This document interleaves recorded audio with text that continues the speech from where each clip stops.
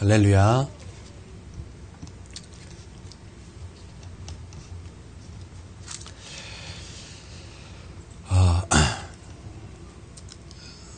생명의 떡이라는 주제로 하나님의 말씀을 전하도록 하겠습니다. 요한복음 6장에는 갈릴리에서 있었던 기적을 다루고 있습니다. 오병이어의 기적과 또 예수님께서 물 위를 걸으셨던 기적입니다. 특히 오병이어의 기적은 단순히 5,000명을 먹이시는 기적이 아니었습니다. 이것은 예수님의 생명을 가르치시기 위한 영적인 교훈이었습니다. 예수님은 당신의 오병이어의 기적을 설명하시면서 저 멀리 이스라엘 백성이 구약시대에 애굽에서 구원받았을 때에 하나님께서 하늘에서 40년 동안 만나를 내리신 그 사건을 오병이어의 기적을 통해서 우리 예수님께서 그 사건을 이제 끄집어서 이제 가르쳐 주셨을 때 이미 그때 오병이어를 경험했던 그 많은 사람들은 예수님께서 말씀하시기 이전에 이미 그 오병이어의 기적을 체험하면서 저 예전에 우리 조상들이 하늘에서 떨어진 만나를 먹었던 그 사건을 그들은 생각하고 있었습니다. 그 만나의 사건은 놀라운 기적이었습니다. 그 만나는 모세의 떡이라고 주님께서 말씀하셨습니다. 이것은 바로 하나님이 주실 신약 시대에 그리스도를 통하여 누리게 될 영적인 생명의 떡을 바라본 것입니다. 그래서 예수님은 만나의 사건을 통해서 이스라엘 백성이 하나님의 기적을 본 것처럼 오병이어의 기적을 통해서 다시 한번 하나님의 기적을 보게 하셔서 하나님이 만나를 주신 목적을 상기시켜 주신 것입니다. 즉 하나님께서 이스라엘 백성에게 만나를 주신 그 목적, 사람이 떡으로만 살 것이 아니요 여호와의 입에서 하나님의 입에서 나온 모든 말씀으로 살 것이니라, 그 말씀을 이스라엘 백성에게 예수님께서 상기시켜 주셨다라는 것입니다. 이번 한 주는 제가 참 중보기도 시간에 하나님 앞에서 고민도 많이 하고 우리 성도들을 위해서 기도하면서 참 많이 울었던 시간을 가졌습니다. 우리 성도님들 한 명 한 명을 기도하면서 또 먼저는 우리 교회 다니지만 아직 구원받지 못한 성도들이 있었기 때문에 그 성도들을 위해서 참 많이 울면서 기도했습니다. 왜냐하면 지옥 가면 안 되기 때문에, 그 영혼이 하나님 앞에 서야 되기 때문에 그 영혼이 구원받도록 참 하나님 앞에 많이 울었습니다. 그러다 보니까 저의 부족함이 얼마나 절실하게 깨달아지는지 또한 그것에 대해서 하나님 앞에 회개할 수밖에 없었습니다. 우리 하나님의 놀라우신 은혜는 바다와 같아서 그 크고 그 광대한 그 놀라운 은혜를 저의 수준이 너무나 작기 때문에, 저의 언어적 한계 때문에 그 바다를 종이컵 2개에 떠놓고서 이것이 바다입니다 라고 말할 수밖에 없는 나의 그런 실력 때문에 우리 하나님 앞에 가슴을 치면서, 또한 이 설교하는 것에 대해서 두려움을 가지면서 정말 그렇게 생각했더니 도망가고 싶더라고요. 정말 하나님 앞에 이 부족한 종을 통해서 하나님께서 이 큰은혜 교회에 무엇인가 역사하려고 했더니 나의 부족함 때문에 하나님의 역사가 나타나지 않을 것 같아서 그것이 너무나 괴로워서 하나님 앞에 울 수밖에 없고, 하나님 앞에 하나님의 그 능력을 구할 수밖에 없고, 하나님 앞에 은혜를 구할 수밖에 없었음에도 불구하고 다시 한번 내 자신을 보건대 고민할 수밖에 없는 거예요. 그래도 그 바다를 종이컵 2개에 떠놓고서 그것을 설명할 수밖에 없는 나의 한계가 정말 고민스러운 거예요. 그래서 그런 고민과 그런 그 아픔 때문에 하나님 앞에 참 많이 울었던 시간이었습니다. 그것만 기도했던 것이 아니라 우리 성도들 한 명 한 명을 기도할 때 어떤 성도들은 정말 지독한 외로움과 지독한 그리움 속에서 정말 그것에 억눌려 있는 그 성도들을 보니까 내 마음이 하나님의 그 마음이 부어져서 견딜 수가 없는 거예요. 그 영혼을 위해서 기도하지 않고서는 제가 견딜 수가 없어서 그 영혼을 위해서 하나님의 마음으로 기도하였습니다. 또 어떤 성도들은 건강에 문제가 있어서 그것을 해결받기를 원하지만 어찌된 영문인지 그 영혼이 너무나 위축되어서 하나님 앞에 서는 것이 너무나 힘들어하는 그 영혼을 볼 때 정말 하나님의 마음이 부어져 정말 견딜 수 없는 마음으로 하나님 앞에 기도할 수밖에 없었어요. 또 어떤 성도들은 삶의 무게에 짓눌려서 정말 나는 이 상황 속에서 자유롭고 싶어하는 그 마음이 하나님 앞에 보였기 때문에 우리 성도들 한 명 한 명을 기도할 때 하나님 앞에 고민할 수밖에 없었고 그 영혼들을 위해서 하나님의 마음으로 눈물을 흘리며 기도할 수밖에 없었어요. 그때 하나님 앞에 울며 기도할 때 하나님 우리 성도들에게 필요한 것이 무엇입니까? 문제를 해결하는 하나님의 응답입니까? 아니면 하나님의 생명이 그들에게 필요한 것입니까? 하나님, 나는 우리 성도들이 하나님 앞에 그 문제가 다 응답받고 해결받기를 원합니다. 그렇게 하나님 앞에 기도할 때 저는 그 가운데 사단의 시험이 있다는 것을 문득 깨닫게 되었습니다. 여러분, 문제가 해결되면은 여러분 만사가 형통할까요? 우리의 지금 당하고 있는 그 문제가 하나님 앞에서 응답받으면 여러분 우리는 될까요? 우리는 그냥 거기에서 만족함을 얻을까요?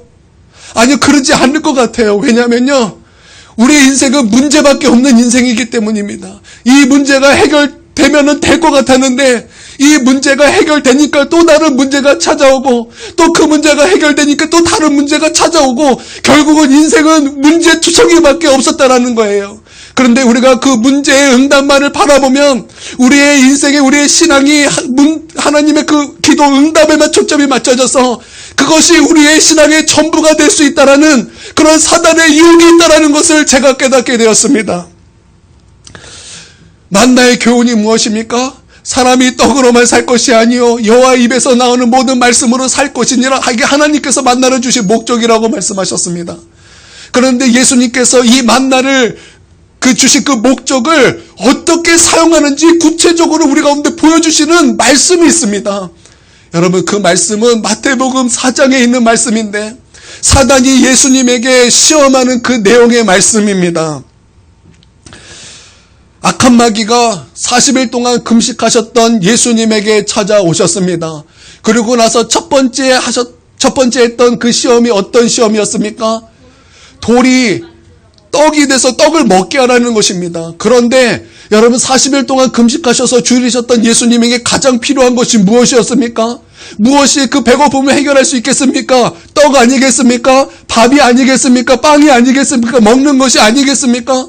사단은 예수님에게 문제 응답을 가지고 나왔다라는 것입니다. 너가 지금 처한 문제에 응답받아라는 그 응답을 가지고 나왔다라는 것입니다. 그런데 그때 예수님께서는 어떤 말씀을 하셨습니까? 바로 하나님께서 이스라엘 백성에게 만나를 주신 그 목적으로 사단을 파쇄했다라는 거예요. 예수님께서 말씀하셨습니다. 사람이 떡으로만 살 것이 아니요 여호와 입에서 하나님의 입에서 나오는 모든 말씀으로 살 것이니라 하였느니라. 이것이 예수님의 대답이었다라는 것입니다. 아브라함을 예를 한번 들어보도록 하겠습니다. 영광의 하나님께서 75세 되는 아브라함을 만나 주셨습니다.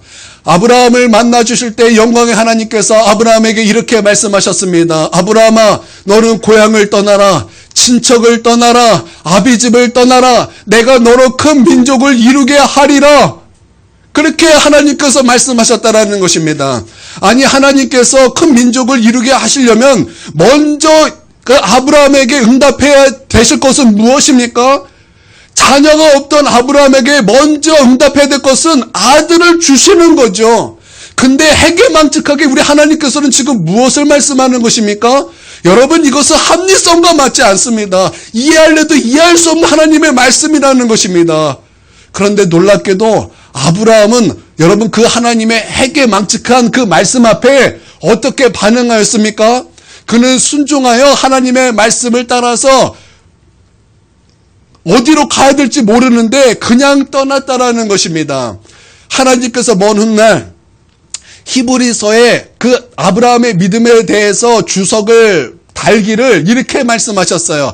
그때 아브라함은 하나님의 말씀에 순종하여 갈 바를 알지 못하고 하나님께 나아갔더라. 이게 하나님께서 아브라함에 대해서 그때 그 상황의 믿음이 어떠한 것인지 말씀해 주셨다라는 것입니다. 만약에 아브라함이 하나님의 그 음성을 듣고 문제 해결로 나아갔다면은 하나님 먼저 내게 아들을 주십시오라고 먼저 그렇게 응답으로 나아갔다라면은 아브라함은 우리의 믿음의 조상이 되지 못할 뿐더러 아브라함은 성경에 기록되지도 못하였고 우리의 믿음의 조상은 분명히 다른 누구가 되었을 것입니다. 아브라함은 어떻게 하나님 앞에 나아갔습니까? 어떠한 하나님, 말도 안 되는 하나님의 그 말씀 앞에서도 여호와의 입에서 나오는 모든 말씀으로 그가 하나님 앞에 나아갔다라는 것입니다. 여러분, 먼 훗날에 또 하나님께서 마침내 아브라함에게 약속의 자녀 이삭을 주셨습니다. 그런데 하나님께서 또 아브라함에게 이렇게 말씀하셨습니다. 이삭 주셨는데 그로 말미암아 큰 민족을 이루겠다고 또한 약속해 주셨는데 하나님께서는 이번에 아브라함에게 그 이삭을 하나님께 바치라 이렇게 말씀하셨다는 것입니다. 아니 큰 민족을 이루겠다고 말씀하신 하나님께서 이번에는 아브라함을 하나님께 바치라고 말씀하는 것입니다. 바치라는 것은 무슨 말씀입니까? 그 이삭을 죽이라는 거예요. 그 이삭을 하나님께 죽여서 제물로 바치라는 얘기입니다. 아니 그때 아브라함이 하나님 앞에 어떻게 나갔습니까? 하나님 말도 안 됩니다. 하나님께서는 이 이삭을 통해서 큰 민족을 이루겠다고 하셨는데 말도 안 됩니다. 그러고 나서 그 문제의 응답, 기도의 응답, 약속의 응답을 가지고 하나님께 나아갔습니까? 그렇지 않았다라는 거예요. 아브라함은 그때도 하나님의 입에서 나오는 모든 말씀으로 산 것입니다. 그래서 아브라함은 하나님의 그 말씀에 순종하여 그 이삭을 하나님께 바치기에 이르렀다라는 것입니다. 그는 분명히 그 만나의 목적, 만나를 알지 못했지만 그는 그 만나의 목적을 따라 여호와 입에서 나오는 모든 말씀으로 살았다라는 것입니다. 여러분 그런데 어떻게 되었습니까? 하나님의 입으로 나오는 그 모든 말씀으로 그가 순종했더니 거기에 놀라운 하나님의 풍성한 역사를 그가 경험하게 되더라는 것입니다. 그에게 하나님의 영광이 임하였는데 결국 그는 하나님의 입에서 나오는 모든 말씀으로 순종할 때 십자가와 부활이라는 그 놀라운 그 영광을 풍성하게 경험한 놀라운 은혜를 받은 사람이 되었다라는 것입니다. 그리고 이삭을 드렸던 이 말씀이 나중에는 십자가의 예표가 되는 예수 그리스도의 십자가의 예표가 되는 사건이 되었다라는 것입니다. 네 가지를 볼 수 있는데 첫 번째는 이것입니다. 독자 이삭을 바치면서 그는 하나님의 마음을 경험하게 되었다라는 것입니다. 하나님께서 당신의 그 외아들을 우리 가운데 주신 그 하나님의 그 마음을 아브라함도 경험하게 되었다라는 것입니다. 십자가를 경험한 것이죠. 두 번째는 이삭의 순종을 보면서 예수님의 순종을 경험하게 되었다라는 것입니다. 여러분 그때 아브라함의 나이가 몇 살입니까? 100살이 넘었습니다. 그때 이삭의 나이가 몇 살입니까? 청년 때예요. 가장 힘이 왕성한 때라는 것입니다. 그런데 그가 아브라함이 하나님 앞에 순종할 때에 그가 아브라함을 밀치고 내가 왜 죽습니까? 나아갈 수도 있었지만 아브라함이 하나님을 믿는 그 믿음을 그 이삭도 아멘하였다라는 것입니다. 아버지요, 아버지가 하나님 앞에 순종합니까? 그러면 나도 아멘입니다. 여러분 예수 그리스도는 하나님 앞에 언제나 아멘이시다고 말씀하셨습니다. 여러분 이것을 믿습니까? 여러분 이삭이 그 아버지의 믿음을 따라서 아버지 나를 제물로 드린다면 나도 그 믿음에 따라서 나도 아멘입니다. 그때 그 아들의 순종을 그가 죽기까지 순종하는 그 순종을 경험하였다라는 것입니다. 이것을 통해서 십자가를 또한 그가 경험하게 되었다라는 거예요. 그러나 하나님께서는 이삭을 죽이셨습니까? 아닙니다. 하나님께서 그 믿음만 보시고 이삭을 급하게 말리셨다라는 것입니다. 그때 아브라함의 눈을 들었더니 무엇이 보였습니까? 거기에 이미 예비되어 있던 순양 한 마리를 그가 보게 되었다라는 거예요. 이미 그곳에 예비되었지만 그가 하나님 앞에 순종하기까지는 하나님께서 그것을 가리워 주셨다라는 거예요. 그가 순종하였더니 하나님께서 이미 예비했던 그 이삭 대신 하나님께 제물로 드릴 그 순양을 하나님께서 보여주셨다라는 것입니다. 그것을 통해서 아브라함은 무엇을 경험하였습니까? 대속의 은혜를 경험하였다라는 거예요. 내가 죽을 수밖에 없지만 나 대신 예수 그리스도를 통해서 죽음으로 우리를 구원하신 그 대속의 은혜를 그 아브라함이 경험하게 되었다라는 것입니다. 여러분 하나님께서 이삭을 통해서 큰 민족을 이루겠다고 하셨는데 그가 하나님의 그 말씀을 순종할 때 하나님께서 내 아들을 죽였지만 하나님께서는 그를 다시 능력으로 살릴 것이라는 부활신앙의 개념이 없는 그때에 그 부활을 그가 부활신앙을 체험하였다라는 것입니다. 그래서 그 삶에는 어떤 역사가 일어났습니까? 응답을 가지고 나아가지 않고 하나님 여호와 입에서 나오는 모든 말씀으로 나아갔을 때 거기에는 십자가와 부활의 능력이 있었고 거기에는 하나님의 풍성한 은혜가 있었고 결국은 그것이 하나님의 응답이 되었다라는 것입니다. 이것이 하나님이 모세를 통하여 만나를 주신 목적이라는 것입니다. 이스라엘 백성은 예수님의 오병이어의 사건을 통하여서 구약의 만나 사건을 경험한 것입니다. 그러나 예수님께서는 그 만나 사건에 멈춘 것이 아니라 오병이어의 사건은 예수님 자신이 바로 하늘에서 내려온 참떡이라고 말씀하시면서 내가 생명의 떡이라고 말씀하는 것입니다. 모세가 준 만나 하나님이 주셨죠. 근데 모세가 이제 구약 신약을 나누면서 이제 예수님께서 이렇게 말씀하셨던 것 같습니다. 예, 모세가 준 만나는 육체의 생명만을 주었지만 예수님께서는 나는 생명의 떡이니 나를 믿는 자는 줄이지 아니할 것이요 라고 말씀하시면서 하나님의 뜻은 예수님을 믿는 자에게 생명을 주시는 것임을 분명히 하셨다라는 것입니다. 이게 오병이어의 주제죠. 예수님께서 그 생명을 통해서 얼마나 많은 말씀을 하셨습니까? 나는 부활이요 생명이니 나를 믿는 자는 죽어도 살겠고 무릇 살아서 나를 믿는 자는 영원히 죽지 아니하리라. 그 하나님은 생명의 떡이기 때문에 예수 믿는 자에게 생명을 주시는 분이라는 것을 주님께서는 분명히 말씀하셨다라는 것입니다. 만약 여러분이 부모로서 자식이 생명이 없이 죽어간다면 여러분의 마음은 어떠시겠습니까?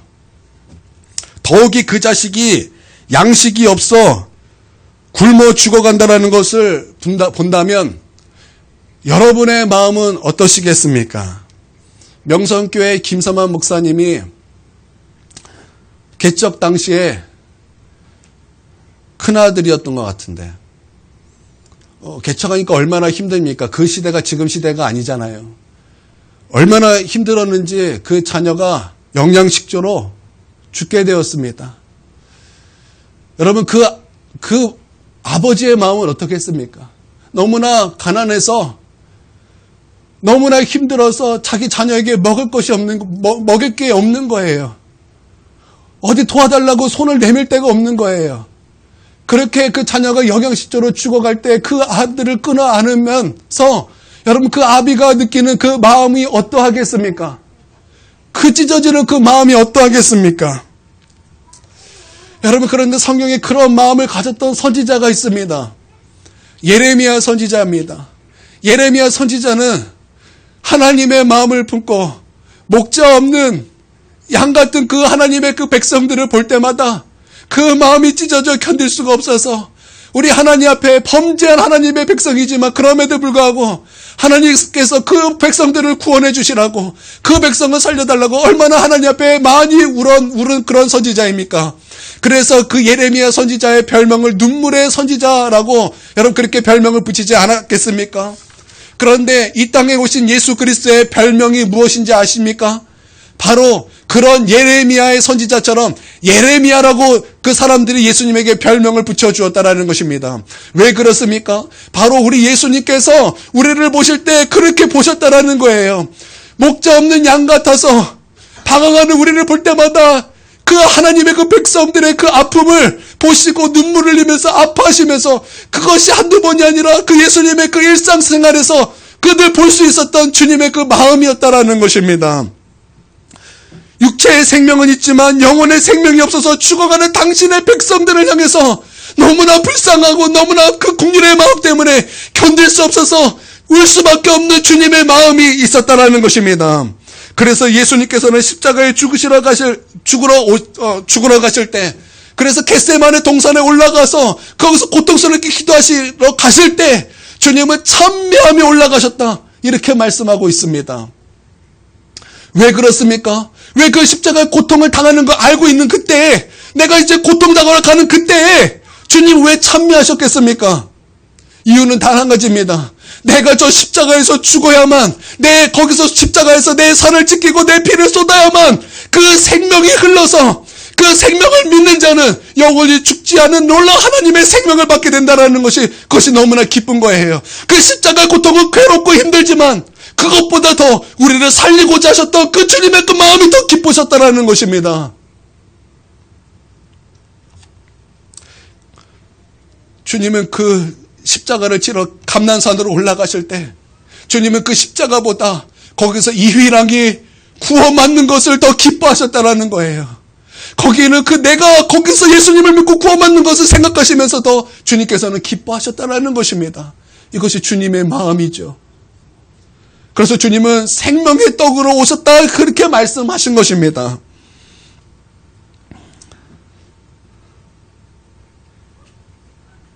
우리가 며칠 금식을 하면 온몸에 힘이 빠져 움직이는 것이 고통스럽습니다. 움직여서 무엇을 한다는 것 자체가 너무나 싫은 것입니다. 산책을 하는 것도 힘들고, 말을 하는 것도 힘들고, 일하는 것도 너무나 힘듭니다. 너무나 고통스럽다라는 거예요. 그러다가 작은 양의 어떤 음식을 먹으면, 작은 양의 어떤 음식도 아니에요. 그 조그만한 미음을 몇 수저라도 뜨면은 언제 그렸냐는 듯이 몇 시간이 아니죠. 몇 분 후에는 바로 원기가 회복돼서 바로 움직이는 것이 어렵지 않고, 산책하는 것이 어렵지 않고, 일하는 것이 어렵지 않게 된다라는 것입니다. 여러분, 우리의 영혼도 마찬가지라는 것입니다. 도저히 인생을 계속할 수 없는 그때, 마음이 상하고 절망이 엄습하여 더 이상 자신을 주체할 수 없는 그때에 우리의 마음에 스며드는 하나님의 그 은혜는 우리의 인생을 어떻게 바꾸겠는가, 여러분 한번 생각해 보시기를 바랍니다. 캐나다의 어느 한인교회에 있었던 이야기입니다. 어느 집사님이 그 이민 생활에 너무나 고달프고 너무나 괴로워해주고, 또 사업을 했는데 사업이 망하기만 하는 거예요. 빚도 졌어요. 더 이상 그 자신이 어떻게 자신을 해볼 수 없는 그런 인생의 밑바닥까지 떨어졌습니다. 그래서 유서를 쓰고 이제 강에 빠져 스스로 목숨을 끊어야 되겠다 생각하여 다리로 갔습니다. 다리에 떨어져 죽으려고 다리 중간에 가고 있을 때에 하나님께서 그 마음을 움직이셨습니다. 하나님의 생명이 큰 은혜도 아니에요. 그냥 미움 한 수저 영혼에 떠진 양 정도로 그 마음에 하나님의 생명이 조금 깃들기 시작했습니다. 가는 중에 이런 생각이 드는 거예요. 그래도 내가 교회 집사인데 그냥 죽을 수는 없다. 죽더라도 목사님한테 가서 기도 한번 받고 죽자. 이런 생각을 했습니다. 마침 목사님의 사택은 그 다리를 건너 바로 있었어요. 목사님 집에 노크를 하였습니다. 아무도 나오지 않는 거예요. 그 시간이 저녁 10시 반이었기 때문에 그 지역에서 10시 반에 누군가 집에 노크한다는 것은 굉장히 큰 실례이기도 하지만 그런 사람이 없었어요. 그래서 그런지 목사님이 무슨 큰일인가 하여 파자마를 입은 채 헐레벌떡 뛰어내려왔습니다. 집사님, 무슨 일입니까? 근데 아무것도 얘기하지 않고 이 집사님 목사님에게, 목사님, 기도 좀 해주십시오. 그 목사님은 이 집사님과 함께 무릎을 꿇고 간절히 하나님 앞에 기도하였습니다. 그렇게 기도를 받고 나오는 가운데, 자, 이제 기도 받았으니 죽어야 되겠다. 그렇게 생각하고 이제 나왔습니다. 그가 큰 은혜를 받고 아주 갑자기 변화됐다라는 것이 아닙니다. 하나님의 생명이 미음처럼 떠져서 그 영혼에게 부어졌다라는 거예요.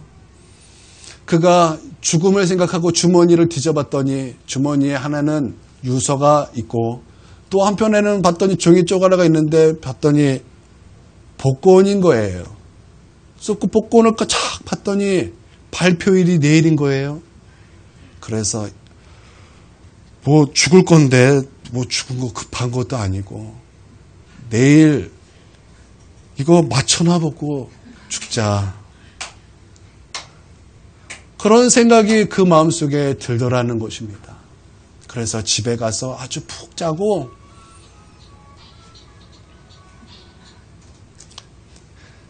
푹 잤어요. 그리고 아침에 깨서 이걸 맞춰봤습니다. 맞춰봤더니 기적이 일어났어요. 우리나라 돈으로 12억이 되는 그 복권에 당첨이 된 거예요. 그래서 이 집사님은 목사님에게 달려가서 목사님 고맙습니다. 나는 이제 새로운 삶을 살게 되었습니다. 그렇게 말했을 때 성도들이 목사님에게 기도를 받고 싶어서 얼마나 목사님이 그 거절하는 것이 힘들었는지 몰랐다라는. 여러분 그 얘기가 복권 사서 목사님에게 기도를 받으라는 예화는 아니잖아요. 여러분 하나님의 생명이 우리 가운데 스며들면은 우리의 영혼이 그렇게 조금씩 살아나게 되는 것입니다. 그렇게 살아갈 힘이 없다가 주의 말씀을 듣고 원기가 회복되는 것입니다. 다시 살아갈 용기를 얻게 되는 것입니다. 우리가 낙심하고 절망적이고 오늘 죽어야겠다 그런 생각을 하다가도 주의 말씀을 듣고 생명이 미음처럼 조금이라도 내 안에 들어온다면 여러분 우리는 살아갈 수 있는 것입니다. 이런 것이 생명의 떡이고 이런 것을 주시기 위하여 우리 예수님께서는 이 땅에 생명의 떡으로 오셨다라는 것입니다. 그러므로 우리의 의무는 예수님의 살을 먹고 피를 마시는 것입니다. 여러분 성경에는 우리 이제 만찬 이제 6월절 만찬 때 우리 번역을 이렇게 했죠. 예수님의 그 살은 떡으로 말씀하셨고 예수님의 피는 포도주로 말씀하셨는데 그것은 우리나라 문맥상 사실은 맞지 않죠. 여러분 우리는 떡이 간식이죠. 떡이 주식이 아니에요. 포도주 안 먹어도 1년 내내 살 수 있어요. 그런 의미에서는 좀 우리가 해석을 좀 다르게 해야 됩니다. 여러분 이 떡이라는 것은 양식을 얘기하는 거예요. 주식, 그러니까 우리나라로 말하면 밥이 맞아요. 밥이에요. 이 포도주는 술로 보면 안 돼요. 그건 우리 물로 봐야 돼요. 여러분 우리가 밥 없이 물 없이 살 수 있습니까? 못 사는 거예요. 밥 없이 물 없이 못 죽는 거예요. 여러분 그것처럼 예수님을 먹지 않으면 죽는다라는 거예요. 그래서 예수님의 그 살은 우리의 밥이고 예수님의 그 피는 우리의 물이 된다라는 것입니다. 먹지 않으면 죽게 된다라는 거예요. 먹어야만 살 수 있는 그런 생명이라는 것입니다. 믿습니까? 50절에 이렇게 말씀하고 있어요. 이는 하늘에서 내려오는 떡이니 사람으로 하여금 먹고 죽지 아니하게 하는 것이니라. 이 말씀에는 두 가지 의미가 있는데 그렇게 예수님께서 십자가에 못 박혀 죽으신 사실을 믿고 예수님과 관계를 맺는 사람은 구속의 효과를 보게 된다라는 것입니다. 그리고 구속의 효과 때문에 정죄함 없이 하나님 앞에 설 수 있게 된다라는 것입니다. 두 번째는 그리스도와 함께 연합하는 사람은 생명의 교제를 누려 예수 안에 있는 하나님의 생명을 끊임없이 공급받게 된다라는 것입니다. 그래서 주님은 부지런히 구속의 도리를 배우고 묵상하는 사람에게 성령 안에서 그 은혜를 사모하는 사람에게 우리의 마음과 심령을 다하여 아버지 하나님을 찾는 모든 사람에게 생명의 힘과 능력을 베풀어 주시는 하나님이시라는 거예요. 도저히 인간으로는 살아갈 수 없는 상황에서 살아갈 수 있는 힘을 주시고 절대적인 외로움 속에서도 하나님과 사귀며 사는 것이 복되다 하시고 사람들 때문에 상처받는 자라도 우리를 버리지 아니하시는 하나님의 사랑을 그 생명은 우리 가운데 보여주시는 것입니다. 우리가 알지 못했던 영원한 생명을 그 생명은 알게 하시는 것입니다. 할렐루야. 우리 주님의 생명은 이와 같은 것이죠. 이 생명이 오늘 우리 가운데 스며들어 우리가 하나님 앞에서 살아가는데 부족함이 없는 그런 하나님의 은혜가 있게 되기를 우리 주님의 이름으로 축원드립니다. 기도하겠습니다. 사랑의 주님, 우리에게 필요한 것이 무엇입니까?